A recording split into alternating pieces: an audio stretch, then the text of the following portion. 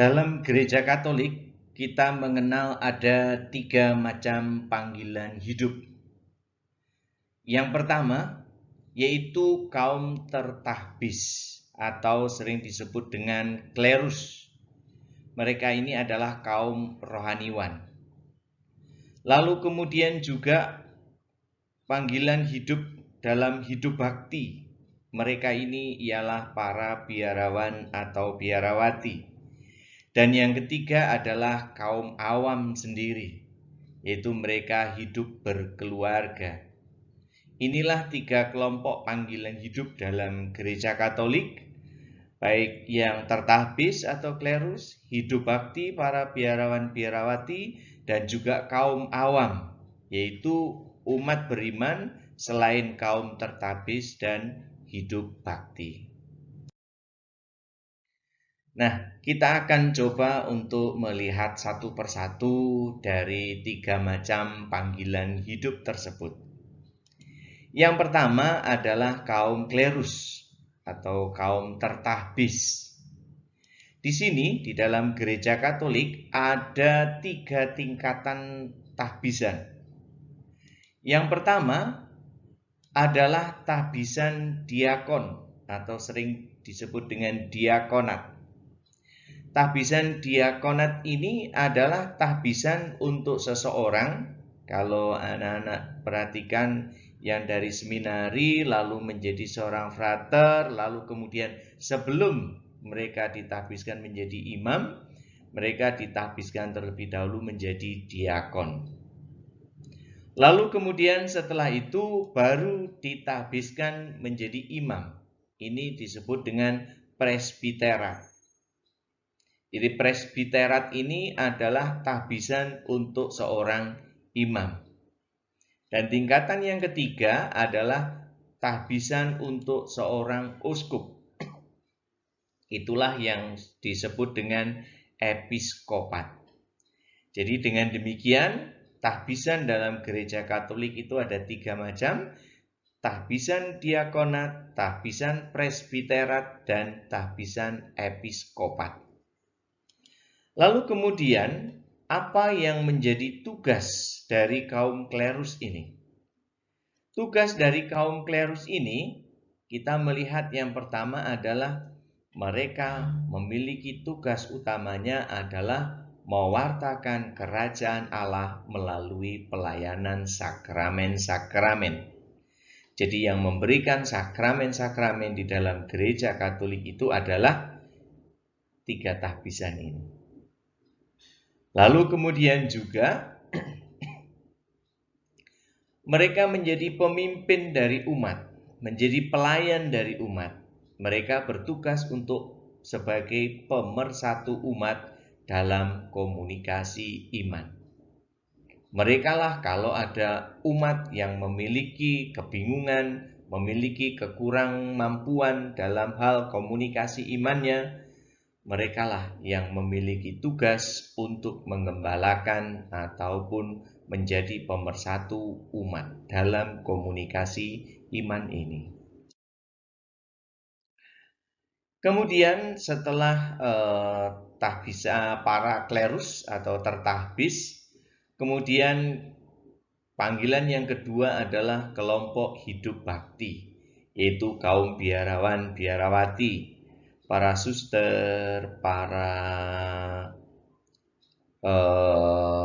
frater, lalu kemudian juga para bruder ini.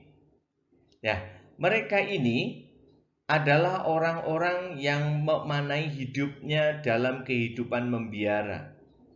Makna hidup membiara adalah merupakan ungkapan hidup manusia yang menyadari bahwa hidupnya berada di hadirat Allah dengan menyerahkan diri secara total dan menyeluruh. Mereka hidup dalam komunitas-komunitas. Mereka menyerahkan diri secara total dan menyeluruh untuk hidup di dalam komunitasnya. Lalu kemudian inti hidup membiara di sini adalah menjalin suatu keakraban dan persatuan dengan Kristus. Jadi di dalam setiap karya-karyanya mereka berusaha untuk mewujudkan keakraban dan persatuan mereka dengan Yesus Kristus. Mereka memiliki kekasan, ya. Kekasan yaitu apa? Mereka menjalankan 3 macam kaul. Yang pertama adalah kaul kemiskinan, yang kedua adalah kaul kemurnian, dan yang ketiga adalah kaul ketaatan. Kemiskinan bukan berarti mereka akan hidup miskin. Akan tetapi bahwa mereka meninggalkan hak-hak milik pribadi untuk hidup bersama dalam komunitasnya. Kaul kemurnian, mereka tidak melakukan atau tidak menanggapi untuk panggilan hidup berkeluarga atau tidak menikah. Kaul ketaatan, mereka taat pada pimpinan, taat kepada gereja, seperti layaknya juga seorang imam memiliki ketaatan kepada pimpinannya, yaitu para uskup. Lalu kemudian berikutnya, bahwa mereka juga memiliki tugas, yaitu membaktikan hidupnya melalui pelayanan sosial kemanusiaan demi kerajaan Allah. Kita lihat banyak suster-suster yang berkarya di panti asuhan, ya, berkarya di pendidikan, berkarya di rumah sakit, dan sebagainya. Itulah karya-karya mereka membaktikan hidupnya melalui pelayanan-pelayanan sosial kemanusiaan demi kerajaan Allah. Nah, dan yang ketiga adalah untuk kaum awam. Jadi kelompok hidup yang menanggapi panggilan hidupnya untuk berkeluarga. Nah, yang dimaksud dengan kaum awam ialah umat beriman Kristiani yang bukan seorang pastor, bukan seorang biarawan-biarawati. Jadi mereka adalah umat beriman.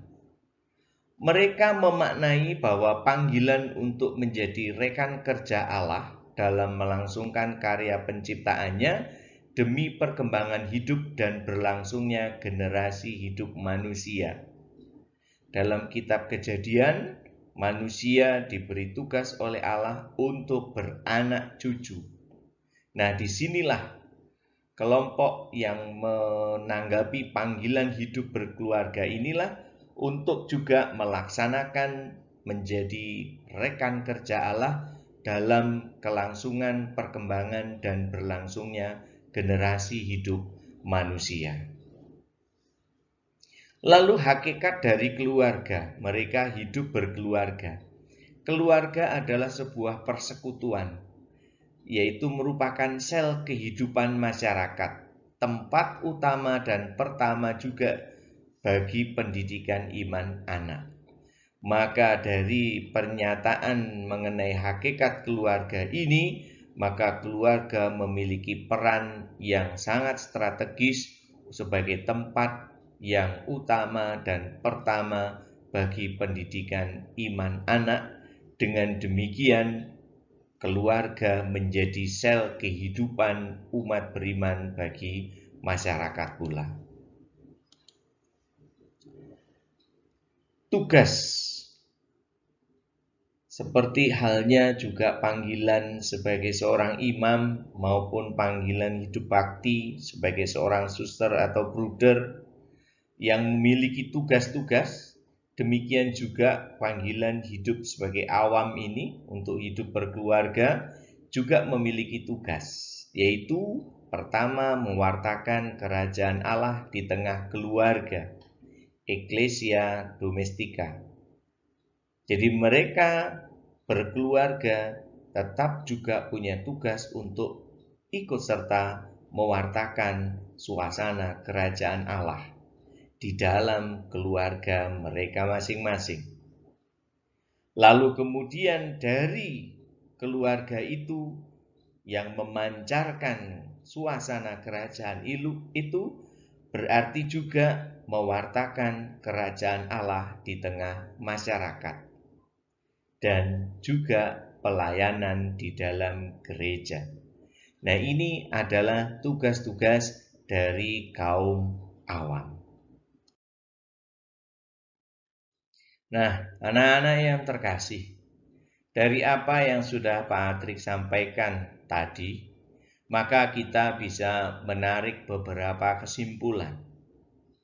Yang pertama, bahwa panggilan hidup dalam gereja Katolik terdiri dari 3 bagian atau 3 kelompok, yaitu kelompok tertahbis, tadi para imam, ya, para pastor, termasuk juga diakon, lalu kelompok hidup bakti, para suster, para bruder, lalu kemudian kelompok hidup berkeluarga, yaitu para atau kaum awam. Yang kedua, bahwa ketiga kelompok tersebut bukan tingkatan atau strata. Oh, ini yang paling tinggi, tidak. Jadi di sini tidak ada yang lebih tinggi atau lebih rendah. Ketiga-tiganya merupakan salah satu bentuk panggilan hidup. Lalu kemudian yang ketiga, bahwa ketiga panggilan hidup tersebut mempunyai tujuan yang sama. Kalau kita lihat tadi ketiga-tiganya tujuan sama, yaitu apa? Mewartakan kerajaan Allah. Hanya saja caranya lah yang berbeda-beda. Sebab masing-masing mempunyai kekhasannya sendiri-sendiri. Kelompok tertapis dengan memberikan sakramen-sakramen caranya. Kelompok hidup bakti dalam karya-karya sosial kemanusiaannya. Kelompok hidup berkeluarga ini mewartakan di dalam keluarga, di tengah masyarakat, dan juga di dalam gereja. Kemudian berikutnya, bahwa kualitas hidup manusia tidak ditentukan pada jenis panggilan hidupnya. Jadi kualitas hidup kita itu tidak ditentukan saya ada di kelompok mana, apakah kelompok tertapis, hidup bakti, atau hidup keluarga. Tetapi kualitas itu tergantung pada bagaimana kita menjalani panggilan hidup itu. Jika kita menjalani panggilan hidup kita dengan berkualitas, maka hidup kita juga akan menjadi semakin berkualitas. Kemudian yang terakhir, kualitas hidup manusia akan berada pada level yang tertinggi ketika mereka dapat menjalankan panggilan hidupnya dengan penuh kesadaran dan tanggung jawab yang penuh.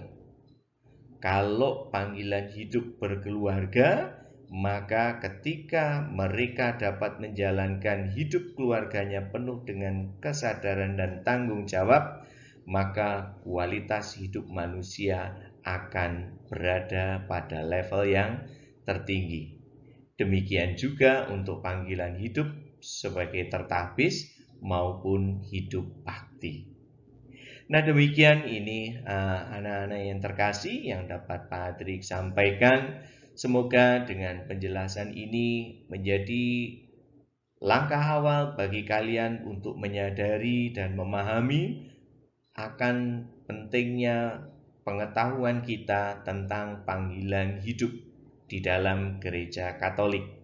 Dengan demikian, kalian mampu untuk melihat ke depan, saya ingin menjalani panggilan hidup yang mana. Semoga Tuhan senantiasa menyertai dan memberkati kita semua. Amin.